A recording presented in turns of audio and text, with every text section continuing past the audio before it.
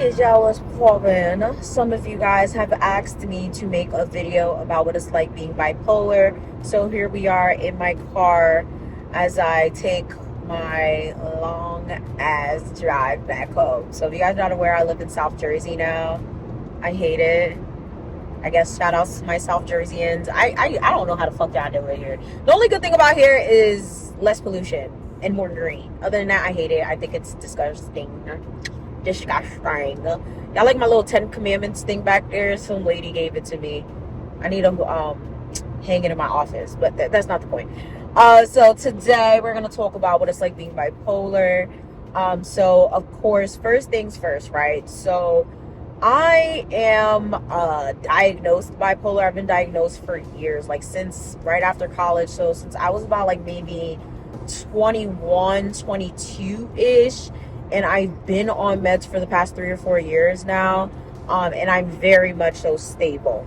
I've been on Topamax for a while. It took me a long time to get the meds that I required. Okay, taking medication is a very, very long process.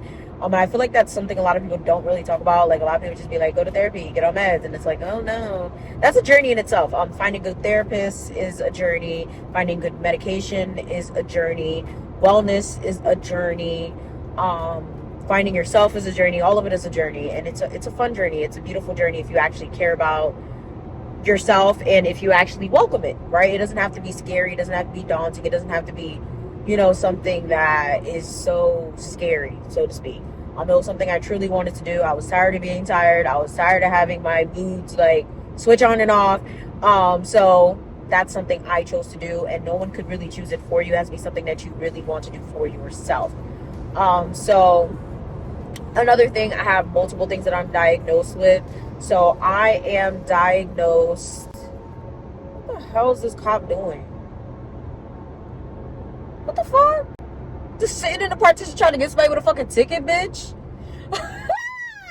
Bitch, not me. I am diagnosed with bipolar 2, generalized anxiety disorder, ADHD, binge eating disorder, and PTSD. Sometimes I add that in, sometimes I don't, because a lot of my PTSD had a lot to do with the holidays, and now I don't really have any episodes.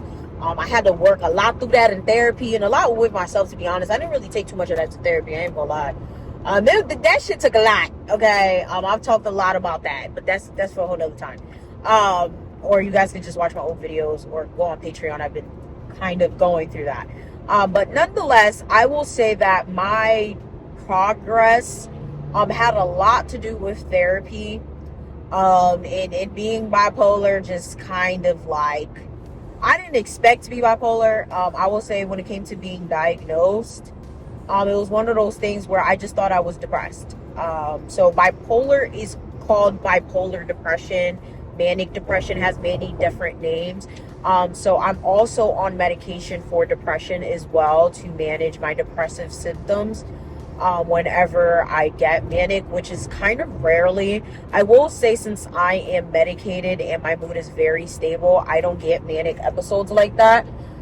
So just to let you guys know, because a lot of people tend to believe that being bipolar is what they try to say it is in TV or on mainstream media, where it's like one minute you're happy, next minute you're sad. It is nothing like that, okay? Unless you're like rapid cycling bipolar. But even at that, it's nowhere near how it's depicted in Hollywood, or how people try to be like, oh my god, are you bipolar?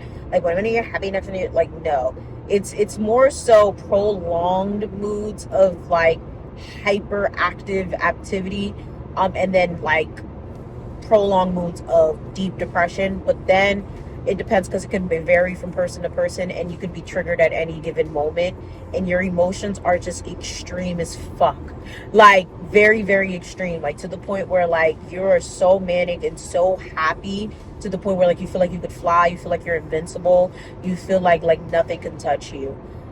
That's why it's so dangerous, because when you come down from that, it's as if like nothing matters, like the world is hell, like your life is in shambles, like you feel like, damn, like I hate life, I hate myself, I hate the world, and it gets worse and worse. That's the best way I could explain it. It's one of those feelings that it's just it really does suck, because you don't really know when you're coming into it. So when it came to being diagnosed, I was going in for a depression diagnosis. Okay. I thought I was depressed, because I was always told I was depressed. I used to go to therapy, mainly like loosely. I would go to therapy on campus. I went to get antidepressants for my PCP. So I thought, like, yeah, it's some regular shit. Until I went through my first major breakup, and I just had the most uncontrollable emotions that I ever felt in my life. Now, I will say that, of course, breakups are bad, but I don't think y'all understand. Like, it was so bad to the point where, like, I just couldn't fucking breathe. Like, I was having, like, asthma attacks and shit. I'm like, okay, it wasn't even that fucking serious, bro. Like, cause y'all been watching me forever. Like, I'm very nonchalant. I'm emotional, but at the same time I'm very nonchalant. Like, I cried out after one day and then I'm fucking done. But that shit, like, my emotionals were fucking nuts. Like, my emotions was so crazy to the point where, like, I was scaring myself. Like, there was no reason I should have been that fucking, like, depressed. So it was to the point where like, I was like, I need to go get mental help, because, like, I couldn't sleep. I was functioning on, like, very minimal hours of sleep. I was functioning, like, off of a little bit of food. And then I was just spending any little bit of money that I had like crazy. It was like I got paid and I was spending it. Like, I was just, bro, manic as fuck. Now that I know what it is, I was just manic.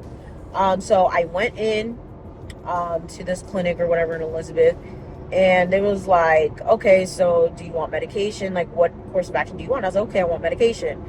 Now, this specific place was one of those places where you needed to do group therapy in order to get medication. Personally, I hate group therapy. To this day, I hate group therapy. I don't like it. I don't like the idea of telling people my fucking business like that. I ain't getting paid for it. The fuck I gotta tell people my business for? That's just me. I don't like it. If it works for you, it works for you. I just personally don't like it. So you had to complete 3 group sessions in order to get meds.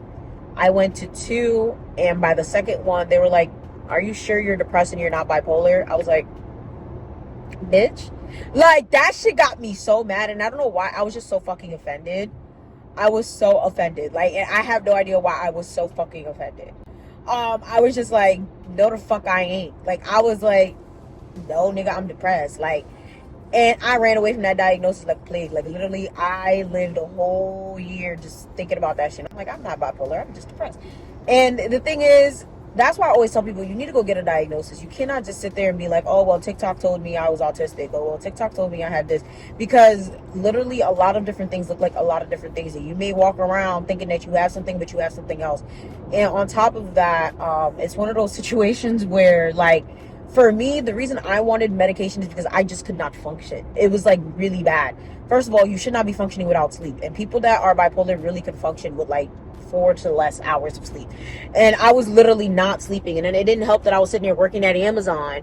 So I had, like, a 2 to 6 shift, and I was fine with that shit. I was like, nah, I ain't tired. I was not taking no day naps. I was coming home at 6, recording and editing.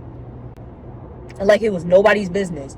You know, so it was like, yeah, this is not okay. I'm going to break down. Eventually, I don't know. I don't remember if I had a breakdown. I probably fucking did. I was having so many breakdowns at that point. I had a horrible life. But that's not the point. It was just like, it was really bad. It took a lot of self-awareness and a lot of, like, trying to get to know myself and my triggers to figure out, like, what was what and what was not. I will say being bipolar kind of feels like, I don't want to say a switch comes on and off, but it just, like, it's just weird. Well, I have bipolar too, so I will say bipolar one's a little bit different because they don't have certain types of episodes and stuff like that. But I will say that also varies from person to person.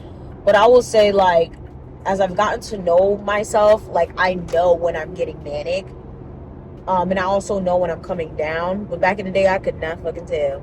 Like, I could tell when I'm getting manic when I just want to sit there and spend money on bullshit. Like, when I get up in the morning and I'm talking to myself like I want to go to freaking Dollar Tree for no reason. Or I just go on my Amazon cart and I'm like, oh, I just want to buy this, and I have to, like, I can't justify the reason why. Or I just want to, like, buy someone a gift for no reason, just for being a good friend, you know, like, just little bullshit like that. So for me, like, it doesn't get that bad anymore. Back in the day, it was so fucking uncontrollable. So what I do now to offset that, like, I try to go to Dollar Tree specifically, because I'd rather blow $20 to $30 instead of $500 to $600 on Coach, because I've done it. Or like $800 on Old Navy. Okay, I haven't done that. No, I've spent like $200-$300 on Old Navy just because things were on sale and I just couldn't control myself. I felt so fucking bad. I really did. I was like, damn. And that's the sad part, like that guilt that you feel right after, knowing you have to pay a bill, but instead you spent it on some bullshit that you really didn't need. Okay, knowing that you need groceries, but you didn't buy groceries. You went to fucking like Shein to go purchase some shit in your cart. You know, you went on Amazon to buy something that you know you didn't need. You know, it's just like, it really does suck. And you know that you're coming down when you just start getting tired. Like your body starts to hurt. You're just so freaking like sleepy. You feel like, you just feel like hell. That's the best way to explain it. You start feeling like hell. You start feeling like nothing even matters anymore. No one matters. Anything that everyone says to you just starts to irritate you. And it's not for any given reason. For me, when I start feeling like that, I distance myself. I feel like a lot of people don't know how to do that. They just feel like, oh, okay, it's a regular day. I'm just having a bad day. No.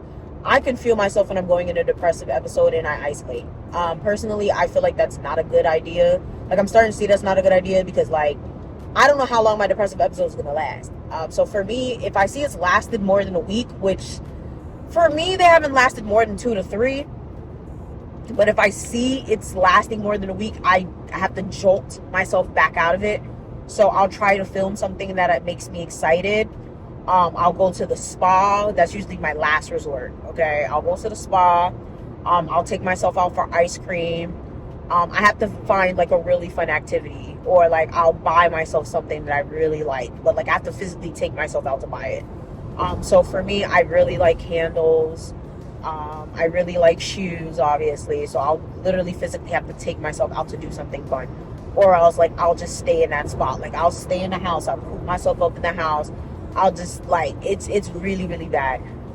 So I will say, living with bipolar disorder genuinely feels like you're jolted in 2 directions all the time. It's like a rubber band.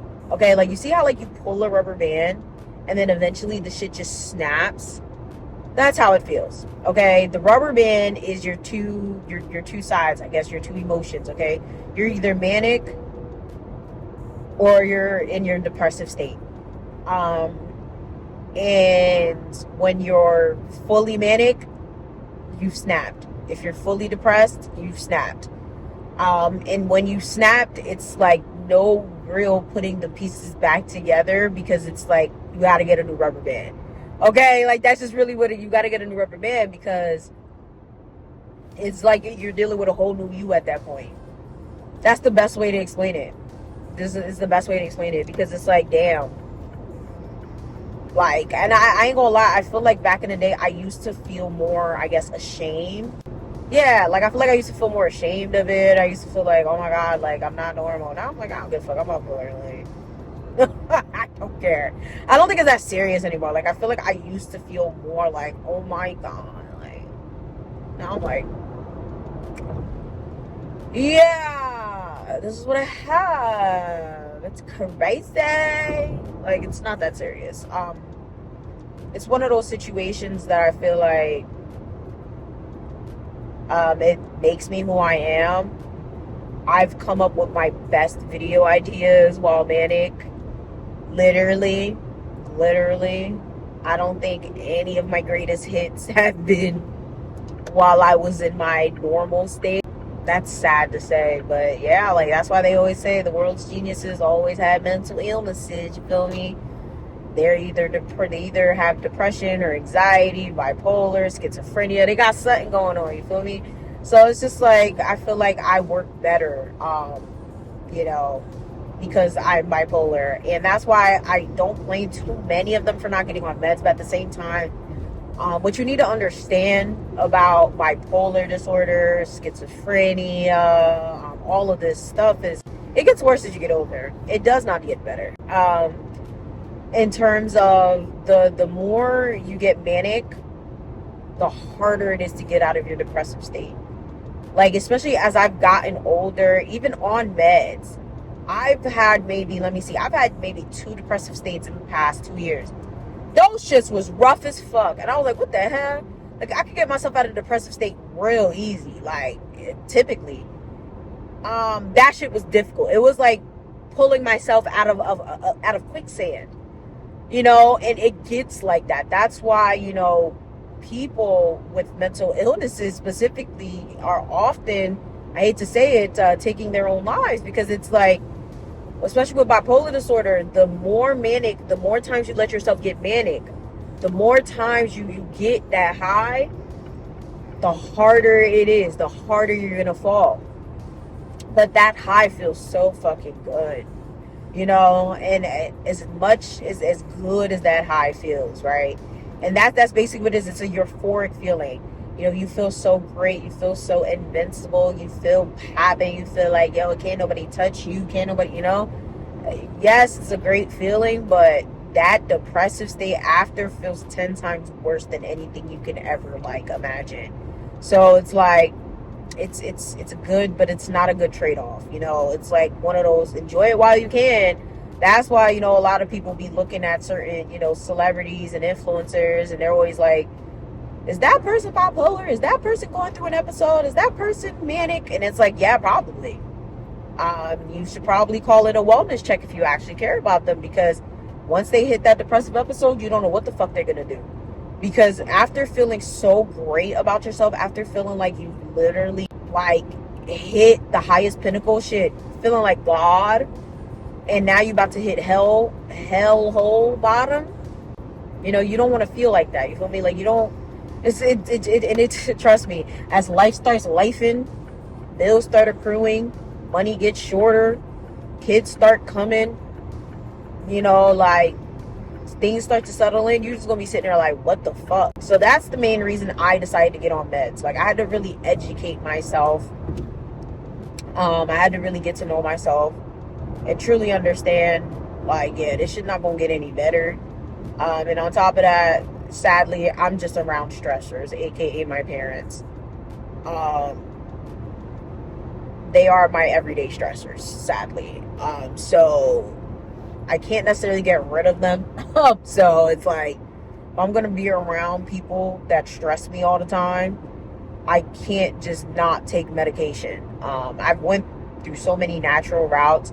And personally, I don't know why, like, some of them work, but some of them, like, only work short term. But I think it's a genetic thing for me. Like, even for, like, lithium, oh my god, lithium really don't fuck with me. Yeah, lithium, I've taken so many different types of lithium. I tried St. John's wort. Like, certain things just don't work for me. I do want to try saffron, just like by itself, but like, I'd have to wean myself off medication and then take it, because a lot of these things interact with your meds. So it's gonna be very interesting to see. I was like, in the future, I do plan to take myself off meds, because I don't want these meds interacting with my babies. You feel me? To get pregnant, but it's gonna be interesting to see. That's what it's like being bipolar. It's an experience. I feel like it's just part of me now. I kind of just live with it. I don't really care. Like, it's not as a big deal as it was, like, I guess when I was first diagnosed and first taking meds. For those of you guys living with any mental illness, understand it doesn't necessarily define you unless you want it to, or unless you let it. Take the time to know yourself, not necessarily label yourself. Get the time to educate yourself on the mental illness or illnesses that you have. And also understand that things will change.